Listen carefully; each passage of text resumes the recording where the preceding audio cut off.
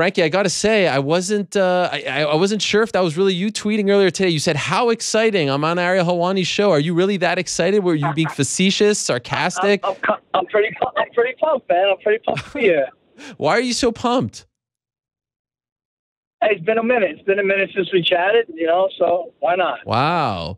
I feel like Frankie's got something to say. You're bringing the heat here today. I mean, things are going well, right? No, don't. Listen, I'm coming up with this big announcement. I ain't got much to say, but we'll work something out. All right. You've always got something to say, at least in my book. I'm happy for you. You get the title shot. Were you worried there for a second? It seemed like it took a little longer than we expected. Were you getting a little anxious, worried? How are you feeling during this process? Yeah, definitely a little anxious. Definitely calling Ali saying, what's up, what we got going on here. But I felt good about it, But I also have been in a situation before where it was kind of yanked out from underneath me. So it was good to finally get it announced and make sure it's on. Did you have a deadline in place? Were you only going to wait a certain time? I mean, I felt like it was going to come around. I didn't want to wait too long. I definitely wanted to fight before the year's out, so I'm glad it worked out that way. But, yeah, I mean, that's just something you wait for, I guess.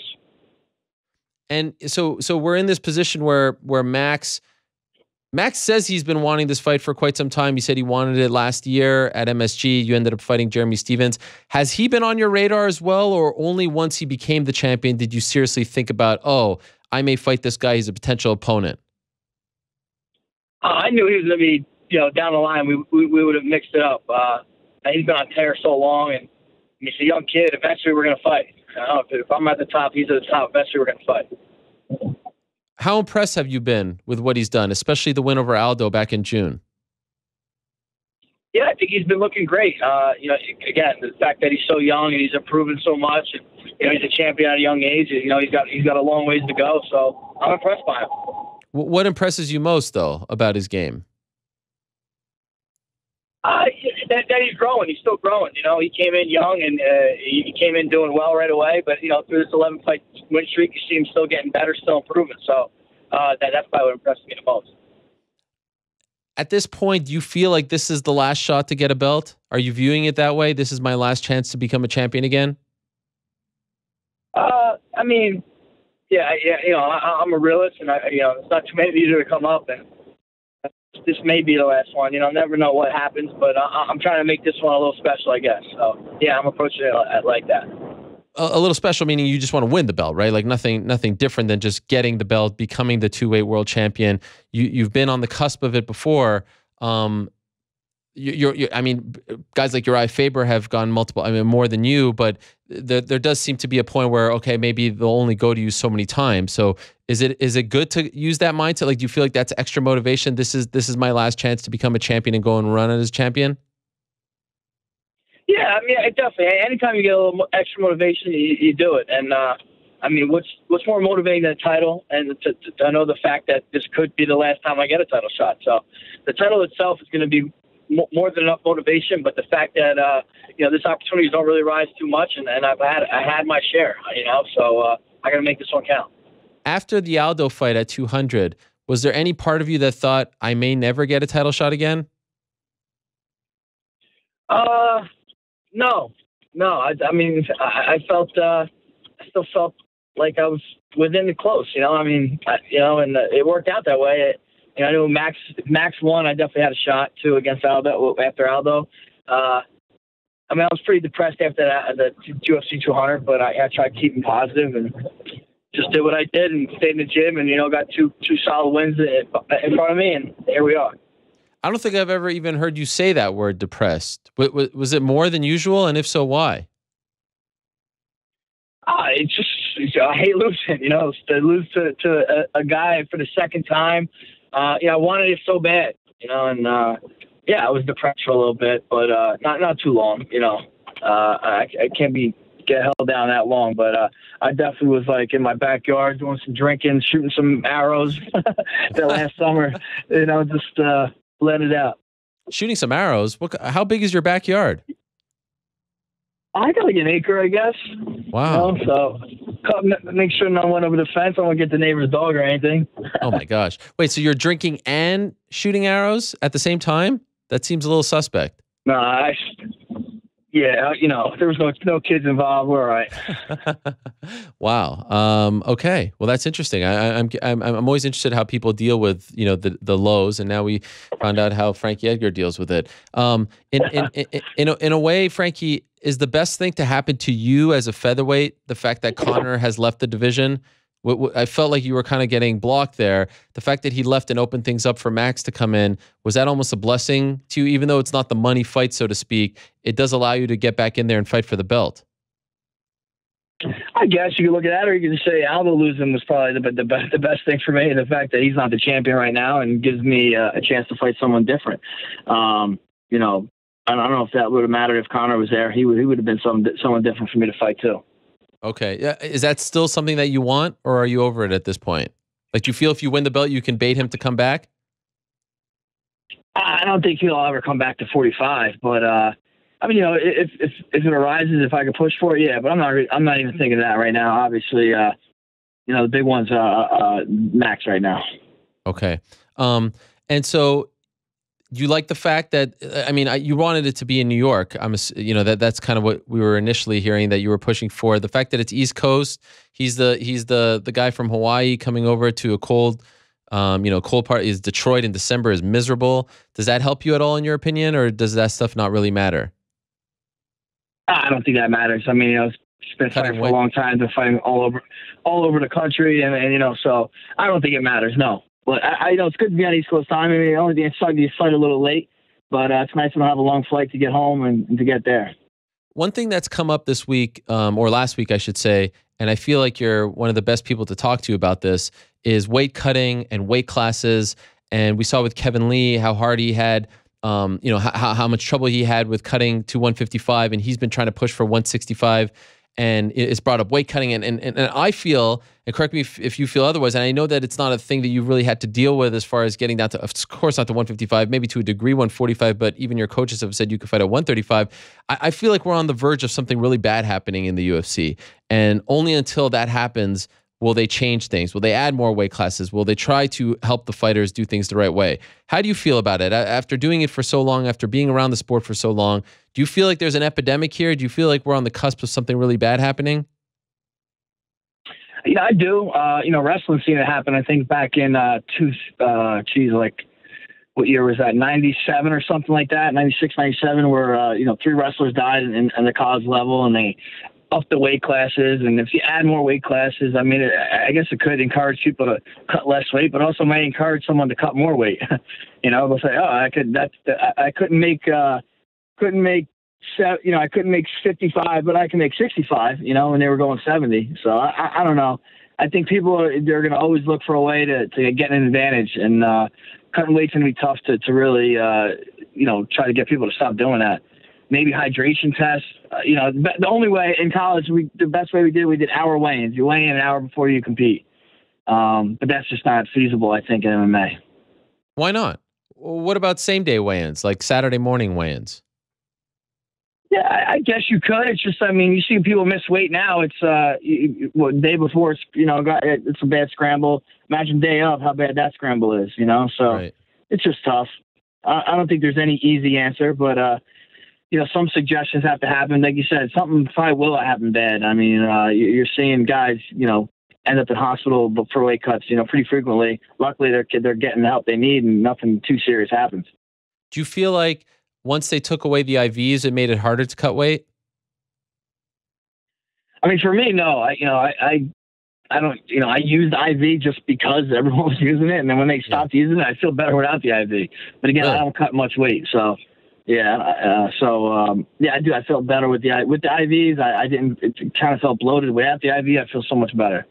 So, what do you weigh right now? Two months before the fight? I'm probably a little under 60 right now.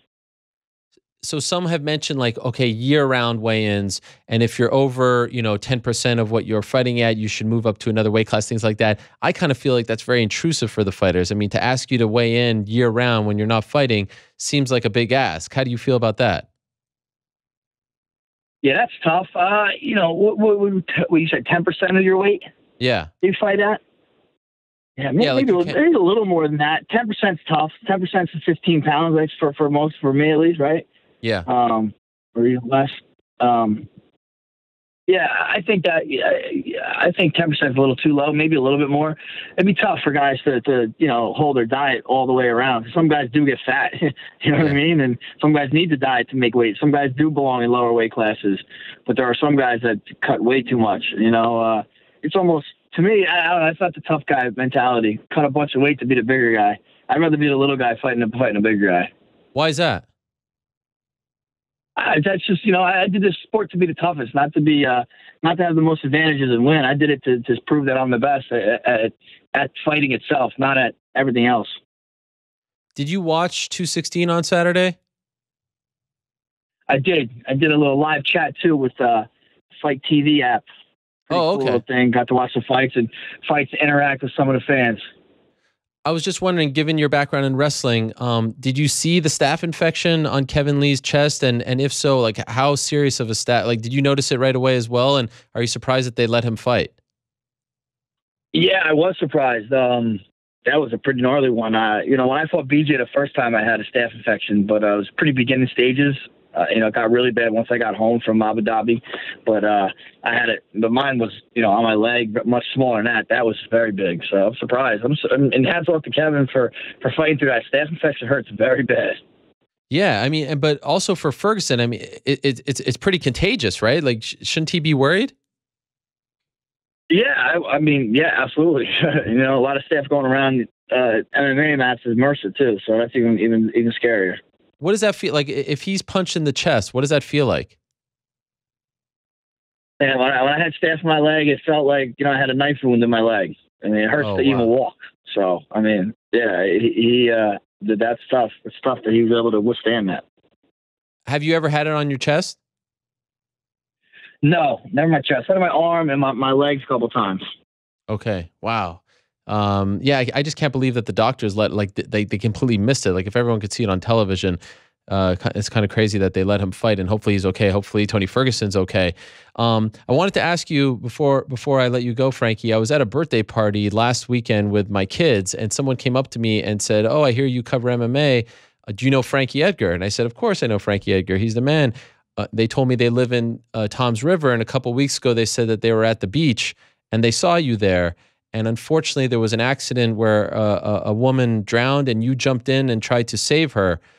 Is that a true story? And if so, what can you tell us about it?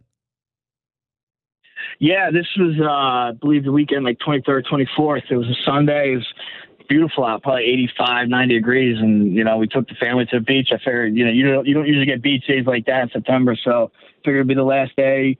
The hurricanes were kind of coming in, so the water was pretty rough. And, we went out there, went to the beach. Again, the lifeguards aren't on duty because it's after Labor Day, so no lifeguards. So it's kind of like swim at your own risk.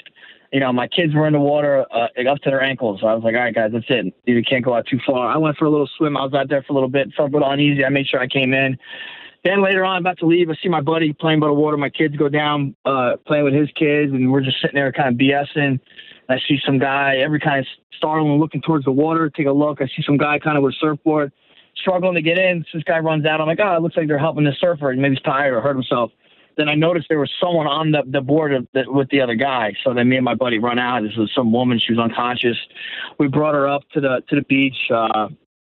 She did not look good when I grabbed her, got her on the beach, and people started coming surrounding her, and someone happened to be a doctor there. They're giving her out. It was a miserable scene, man.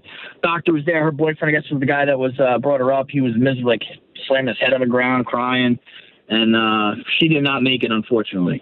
Oh man, I'm sorry to hear that. Yeah, it was a pretty rough day, man. Pretty eye-awakening day, Did you know the woman? Through I didn't know her personally, but I've known people that know her. She's from Toms River. She went to my high school. She's a little bit older than myself, but we know some mutual people. Yeah. And was it did she just drown, or did something else happen?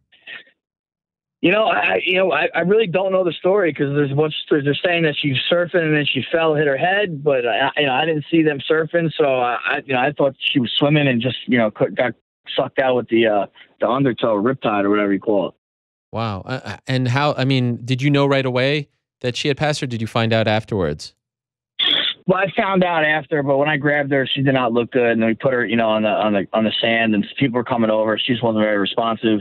My kids were there too, so I was kind of trying to make sure they were all right. So,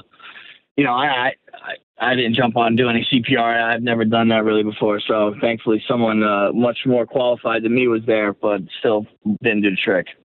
I know kids, they're like sponges. How have they reacted to it? How are they doing?